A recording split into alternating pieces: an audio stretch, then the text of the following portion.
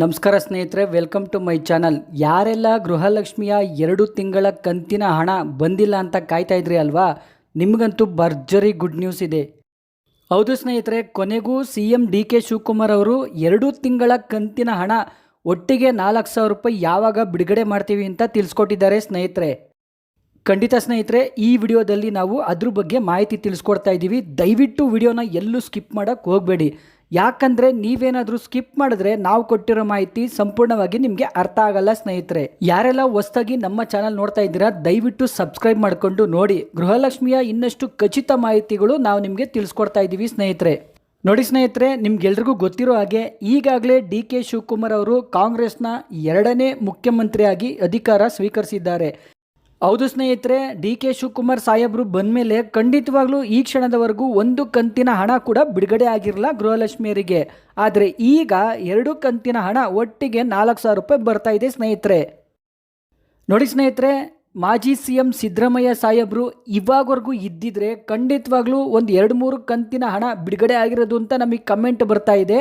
ಖಂಡಿತ ಅವ್ರು ಇದ್ದಿದ್ರೆ ಬಿಡುಗಡೆ ಮಾಡಿರೋರು ಸ್ನೇಹಿತರೆ. ಆದರೆ ಈಗ ಅವ್ರ ಜಾಗದಲ್ಲಿ ಬೇರೆ ಮುಖ್ಯಮಂತ್ರಿ ಬಂದಿರೋದ್ರಿಂದ ನೋಡಿ ಅವರು ಮತ್ತೆ ಪರಿಷ್ಕರಣೆ ಮಾಡ್ತಾ ಇದ್ದಾರೆ. ನೋಡಿ, ಈಗ ಪರಿಷ್ಕರಣೆ ಮಾಡ್ತಾ ಇರೋದ್ರಿಂದ ನಿಮಗೆ ಏನೇನು ಬೇಕು ಖಂಡಿತವಾಗ್ಲೂ ನೀವು ಸೈಬರ್ ಸೆಂಟ್ರಿಗೆ ಹೋಗೋ ಅವಶ್ಯಕತೆ ಇಲ್ಲ ಅಂತ ನಾವು ಈ ಹಿಂದಿನ ವಿಡಿಯೋದಲ್ಲಿ ತಿಳಿಸ್ಕೊಟ್ಟಿದ್ದೀವಿ. ನೋಡಿ ಸ್ನೇಹಿತರೆ, ಇನ್ನೊಂದು 15 ದಿನದ ಒಳಗಡೆ ಮಾಜಿ ಸಚಿವೆ ಲಕ್ಷ್ಮೀ ಹೆಬ್ಬಾಳ್ಕರ್ ಮೇಡಮ್ಗೆ ಮತ್ತೆ ಸಚಿವ ಸ್ಥಾನ ಸಿಗುವ ಸಾಧ್ಯತೆ ಇದೆ. ಮಹಿಳಾ ಮತ್ತು ಮಕ್ಕಳ ಕುಟುಂಬ ಕಲ್ಯಾಣ ಇಲಾಖೆಗೆ ಮತ್ತೆ ಅವರು ಬರುವ ಸಾಧ್ಯತೆ ಇದೆ ಸಚಿವೆಯಾಗಿ ಸ್ನೇಹಿತರೆ. ಒಂದು ವೇಳೆ ಅವರು ಸಚಿವೆ ಆದರೆ ನಿಮಗೆ ಗೃಹಲಕ್ಷ್ಮಿಯ 2 ಕಂತಿನ ಹಣ ಬರುವುದರಲ್ಲಿ ಯಾವುದೇ ರೀತಿ ಡೌಟ್ ಇಲ್ಲ, ಮತ್ತು ವಿಳಂಬ ಕೂಡ ಆಗಲ್ಲ ಸ್ನೇಹಿತರೆ. ಯಾಕೆಂದರೆ ಈ ಹಿಂದೆನೇ ಅವರು 3 ವರ್ಷ ಅದೇ ಖಾತೆನ ನಿಭಾಯಿಸಿರೋದ್ರಿಂದ ಯಾವುದೇ ರೀತಿ ತೊಂದರೆ ಆಗಲ್ಲ ಸ್ನೇಹಿತರೆ. ನೋಡಿ, ಈಗ ಪರಿಷ್ಕರಣೆ ನಡೀತಾ ಇದೆ. ಹೌದು ಸ್ನೇಹಿತರೆ, ಈಗ 1,28,00,000 ಫಲಾನುಭವಿಗಳಲ್ಲಿ ನೋಡಿ ಕೆಲವರು ತೀರೋಗಿದ್ದಾರೆ. ನೋಡಿ, ಅವ್ರನ್ನ ತೆಗ್ದಿದ್ದಾರೆ ಆಲ್ರೆಡಿ. ಮತ್ತು IT ಮತ್ತು GST ಕಟ್ಟಿರೋರ್ನು ಕೂಡ ತೆಗ್ದಿದ್ದಾರೆ ಸ್ನೇಹಿತರೆ.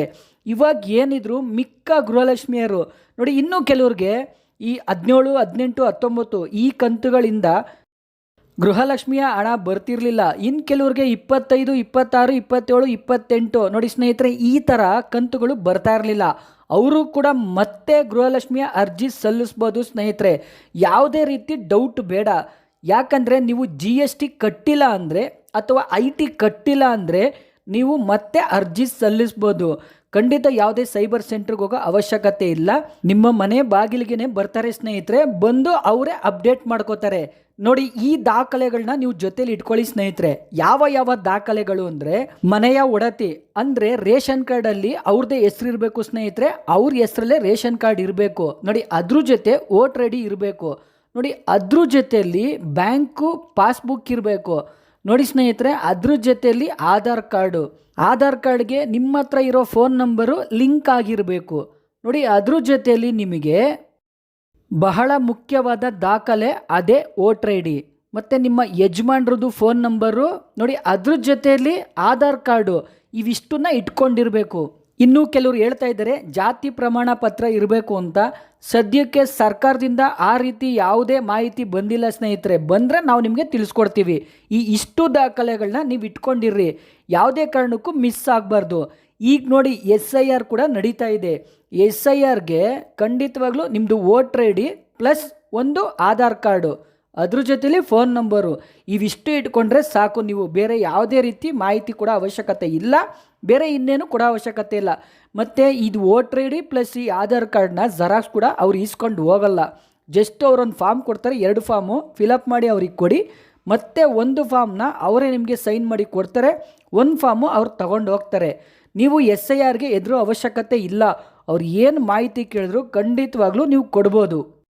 ನೀವೇನಾದರೂ ಈಗ ಊರಲ್ಲಿ ಇದ್ಬಿಟ್ಟು ಬೆಂಗಳೂರಿಗೆ ಬಂದ್ರಿ ಅಂದ್ಕೊಳ್ಳಿ, ಏನೂ ಆಗಲ್ಲ. ನೀವು ಊರಲ್ಲಿ ವೋಟ್ ಹಾಕೋಕ್ಕಾಗಲ್ಲ ಅಷ್ಟೇ, ನೀವು ಬೆಂಗಳೂರಿಗೆ ವೋಟ್ ಹಾಕ್ಬೋದು. ಯಾಕಂದರೆ ಅಲ್ಲಿಂದ ನಿಮಗೆ ವೋಟರ್ ID ಇಲ್ಲಿಗೆ ಶಿಫ್ಟ್ ಮಾಡಿಕೊಡ್ತಾರೆ ಅಷ್ಟೇ. ಖಂಡಿತ ವೋಟರ್ ಲಿಸ್ಟಿಂದ ನಿಮ್ಮದು ಹೊರಗಡೆ ಹೋಗಲ್ಲ ಸ್ನೇಹಿತರೆ. ನೀವು ವೋಟ್ ಹಾಕ್ಬೋದು, ಯಾವುದೇ ರೀತಿ ಡೌಟ್ ಬೇಡ. ನೋಡಿ, ಒಂದು ವೇಳೆ ಏನಾದರೂ ತೀರೋಗಿದ್ರೆ ನೀವು ಅದನ್ನ ಕೂಡ ಅಂದರೆ ಯಾರಾದರೂ ವೋಟ್ ಹಾಕೋರು ತೀರೋಗಿದ್ರೆ ಅವ್ರನ್ನ ಕೂಡ ಆ ಹೆಸರನ್ನ ಇವರು ತಿಳಿಸಿದ್ರೆ ವೋಟರ್ ID ನಂಬರ್ ಕೊಟ್ಟರೆ ಅವರು ಡಿಲೀಟ್ ಮಾಡಿ ಕೊಡ್ತಾರೆ. ಯಾರನ್ನಾದರೂ ಹೊಸದಾಗಿ ಸೇರಿಸ್ಬೇಕು ಅಂದರೂ ಕೂಡ ಕೆಲವು ಫಾರ್ಮ್ ಕೊಡ್ತಾರೆ, ಅದನ್ನ ಫಿಲಪ್ ಮಾಡಿಬಿಟ್ಟು ಕೊಟ್ಟರೆ ಅವರು ಖಂಡಿತವಾಗ್ಲೂ ಹೊಸದಾಗಿ ಸೇರಿಸ್ಕೊಡ್ತಾರೆ ಸ್ನೇಹಿತರೆ, ಯಾವುದೇ ರೀತಿ ಡೌಟ್ ಬೇಡ. ನೋಡಿ, ಇನ್ನು ಗೃಹ ಜ್ಯೋತಿ. ಈಗ ಗೃಹ ಜ್ಯೋತಿಯಲ್ಲಿ ಕೆಲವರು ಹೇಳ್ತಾ ಇದ್ರು ಜಾತಿ ಪ್ರಮಾಣ ಪತ್ರ ಕೊಡಬೇಕು ಅಂತ. ಸರ್ಕಾರನೇ ಹೇಳಿದೆ ಯಾವುದೇ ರೀತಿ ಜಾತಿ ಪ್ರಮಾಣ ಪತ್ರ ಕೊಡುವ ಅವಶ್ಯಕತೆ ಇಲ್ಲ, ಯಾವ ಜಾತಿ ಅಂತ ಹೇಳಿದ್ರೆ ಸಾಕು ಅವರು ಅದನ್ನು ಬರ್ಕೊಂಡು ಹೋಗ್ತಾರೆ ಅಂತ.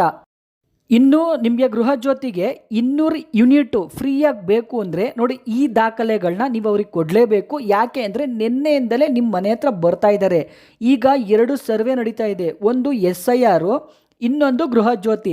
ಗೃಹ ಜ್ಯೋತಿಲಿ ನೀವು ಆದಾಯ ಪ್ರಮಾಣ ಪತ್ರ ಕೊಡಬೇಕಾಗುತ್ತೆ ಅಂತ ಹೇಳ್ತಾ ಇದ್ದಾರೆ.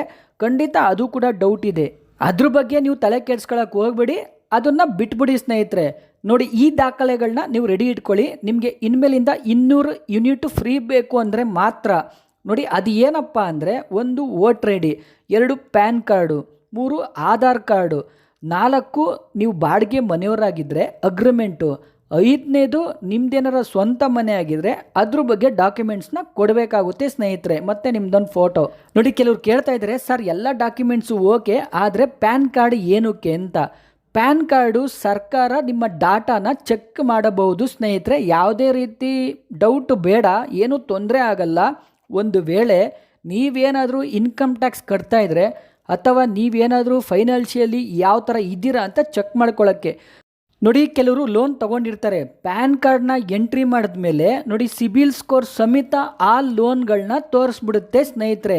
ಇನ್ನು ಸರ್ಕಾರ ಯಾಕಪ್ಪ ಪ್ಯಾನ್ ಕಾರ್ಡು ಮತ್ತು ಈ ಡಾಕ್ಯುಮೆಂಟ್ಸ್ಗಳನ್ನ ತಗೋತಾ ಇದ್ದಾರೆ ಅಂದರೆ, ಸರ್ಕಾರದ 5 ಗ್ಯಾರಂಟಿಗಳು ನಿಮಗೆ ಕೊಡಬೇಕಲ್ವಾ. ಖಂಡಿತವಾಗ್ಲೂ ನಿಮ್ಮ ಮನೆಯ ಪರಿಸ್ಥಿತಿ ಯಾವ ಥರ ಇದೆ ಅದನ್ನ ನೋಡಿಕೊಂಡು ಸರ್ಕಾರ ಒಟ್ಟು 5 ಗ್ಯಾರಂಟಿಗಳನ್ನ ನಿಮಗೆ ಕೊಡಬೇಕೋ ಬೇಡವೋ ಅಂತ ಪರಿಷ್ಕರಣೆ ನಡೆಸುತ್ತೆ ಅಂತ ಮಾಹಿತಿ ಬರ್ತಾ ಇದೆ ಸ್ನೇಹಿತರೆ, ನೀವೇ ಅರ್ಥ ಮಾಡ್ಕೋಬೇಕು. ನೋಡಿ ಸ್ನೇಹಿತರೆ, ಒಂದು ನೆನಪಲ್ಲಿ ಇಟ್ಕೊಳ್ಳಿ, ನೀವು ವೋಟರ್ ID ಇಟ್ಕೊಂಡ್ರೆ ಮಾತ್ರ ಇನ್ನು ಮುಂದೆ ನಿಮಗೆ ಗೃಹಲಕ್ಷ್ಮಿಯ 2 ಕಂತಿನ ಹಣ ಅಥವಾ ಮಿಕ್ಕ ಕಂತಿನ ಹಣ ಬರುತ್ತೆ. ಒಂದು ವೇಳೆ ವೋಟರ್ ID ನಿಮ್ಮ ಹತ್ರ ಇಲ್ಲ, ಡಿಲೀಟ್ ಆಗೋದ್ರೆ ಯಾವುದೇ ರೀತಿ ಸರ್ಕಾರದ ಗ್ಯಾರಂಟಿಗಳು ನಿಮಗೆ ಸಿಗಲ್ಲ. ಇದನ್ನು ಸ್ಪಷ್ಟವಾಗಿ CM DK ಶಿವಕುಮಾರ್ ಅವರೇ ನಿನ್ನೆ ಪ್ರೆಸ್ ಮೀಟಲ್ಲಿ ತಿಳಿಸ್ಕೊಟ್ಟಿದ್ದಾರೆ. ಇದನ್ನು ಕೂಡ ನೆನಪಲ್ಲಿ ಇಟ್ಕೊಂಡಿರಿ, ಇಲ್ಲ ಅಂದರೆ ನಿಮಗೆ ಗೃಹಲಕ್ಷ್ಮಿಯ 2,000 ರೂಪಾಯಿ ಹಣ ಇನ್ನು ಮುಂದೆ ಬರಲ್ಲ. ಇನ್ನು ನೋಡಿ ಸ್ನೇಹಿತರೆ, ಸರ್ಕಾರದಿಂದ ಒಟ್ಟು 5 ಕಂತಿನ ಹಣ ಬರಬೇಕು. ಯಾವುದ್ಯಾವುದಂದರೆ 2025, 2026 CM ಸಿದ್ದರಾಮಯ್ಯ ಅವರು CM ಆಗಿದ್ದಾಗ 2 ಕಂತಿನ ಹಣ ಫೆಬ್ರವರಿ ಮತ್ತು ಮಾರ್ಚು. ನೋಡಿ, ಅದ್ರ ಜೊತೆಯಲ್ಲಿ ಇನ್ನು 3 ಕಂತಿನ ಹಣ ಏಪ್ರಿಲು, ಮೇ, ಜೂನು 2026, 2027ನೇ ಸಾಲಿನ 3 ಕಂತಿನ ಹಣ, ಒಟ್ಟು ಸರ್ಕಾರದಿಂದ 5 ಕಂತಿನ ಹಣ ಬರಬೇಕು. ಒಟ್ಟು 10,000 ರೂಪಾಯಿ ಬರಬೇಕು ಸ್ನೇಹಿತರೆ. ಮತ್ತೆ ಮಾಜಿ ಸಚಿವೆ ಲಕ್ಷ್ಮೀ ಹೆಬ್ಬಾಳ್ಕರ್ ಮೇಡಮ್ಗೆ ಮಹಿಳಾ ಮತ್ತು ಮಕ್ಕಳ ಕುಟುಂಬ ಕಲ್ಯಾಣ ಇಲಾಖೆ ಅಧಿಕಾರ ಸಿಕ್ಕಿದ್ರೆ, ಅಂದರೆ ಅವರು ಸಚಿವರಾದರೆ ನಿಮಗೆ ಯಾವುದೇ ರೀತಿ 2,000 ರೂಪಾಯಿ ಬರೋದ್ರಲ್ಲಿ ಡೌಟ್ ಇಲ್ಲ, ಮತ್ತು ತೊಂದರೆ ಆಗಲ್ಲ ಸ್ನೇಹಿತರೆ. ಮೇಡಮು ಒಂದು ಸ್ವಲ್ಪ ಸರ್ಕಾರಕ್ಕೆ ಪ್ರೆಷರ್ ಹಾಕ್ಬಿಟ್ಟು ಬೇಗ ಬಿಡುಗಡೆ ಮಾಡಿಸ್ಕೊಡ್ತಾರೆ, ಖಂಡಿತವಾಗ್ಲೂ ಬಿಡುಗಡೆ ಮಾಡಿಸ್ಕೊಡ್ತಾರೆ ಸ್ನೇಹಿತರೆ. ಸದ್ಯಕ್ಕೆ ಗೃಹ ಜ್ಯೋತಿ ನಡೀತಾ ಇರೋದ್ರಿಂದ ಗೃಹ ಜ್ಯೋತಿ ಬಂದ್ಬಿಟ್ಟು ಇನ್ನು 2 ತಿಂಗಳು ಪರಿಷ್ಕರಣೆ ನಡೆಯಬಹುದು ಸ್ನೇಹಿತರೆ.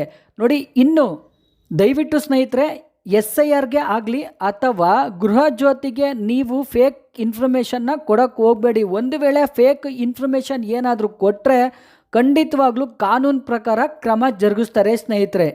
ಇನ್ನು ಇದೇ ವಾರದಲ್ಲಿ ಗೃಹಲಕ್ಷ್ಮಿಯ ಪರಿಷ್ಕರಣೆ ಕೂಡ ನಡೆಯುತ್ತೆ. ಅದು ಮುಗಿದ ನಂತರ 2 ಕಂತಿನ ಹಣ ಬಿಡುಗಡೆ ಆಗುವ ಸಾಧ್ಯತೆ ಇದೆ ಸ್ನೇಹಿತರೆ. ಈ ಮಾಹಿತಿ ನಮಗೆ ಬಂದಿದೆ, ನಾವು ನಿಮಗೆ ಖಚಿತ ಮಾಹಿತಿ ತಿಳ್ಕೊಂಡೆ ಹೇಳ್ತಾ ಇದ್ದೀವಿ ಸ್ನೇಹಿತರೆ. ಯಾರೆಲ್ಲ ಅರ್ಹ ಫಲಾನುಭವಿಗಳು ಇರ್ತಿರಲ್ಲ ಖಂಡಿತವಾಗ್ಲೂ ಅಪ್ಲೈ ಮಾಡಿ. ಯಾರಿಗೆಲ್ಲ ಹೋದ ಸಾರಿ ಬಂದಿರಲ್ಲ 3 ವರ್ಷ ಅವರು ಕೂಡ ಬರುತ್ತೆ, ಯಾವುದೇ ರೀತಿ ಡೌಟ್ ಬೇಡ.